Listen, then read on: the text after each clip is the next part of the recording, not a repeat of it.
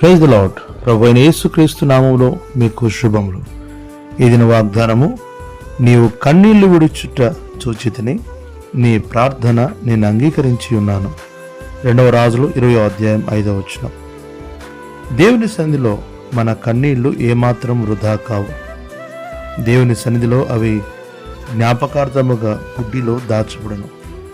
అవి దేవుని సింహాసనమును కదిలించును, దేవుని దయ పొందినట్లుగా చేయను.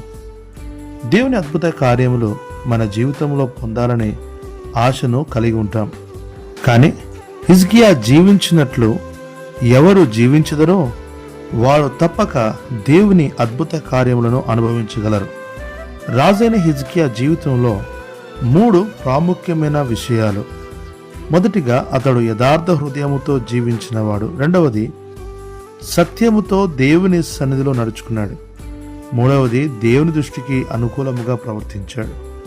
ఇలాంటి వ్యక్తిగతమైన సాక్ష్య జీవితము జీవించి తనకొచ్చినటువంటి శ్రమలో దేవుని సన్నిధిలో ప్రార్థించి 15 సంవత్సరముల ఆయుష్ను పొందగలిగిన మనమును హిజ్కియా వంటి జీవితము జీవించుటకు తీర్మానించుకుంటే, ఆయన మారని దేవుడు గనుక నీ పక్షముగా ఆయన చిత్తానుసారముగా నీవు ఆశించిన ప్రతి దానిని ఆయన నీకు దయచేయువాడై ఉన్నాడు.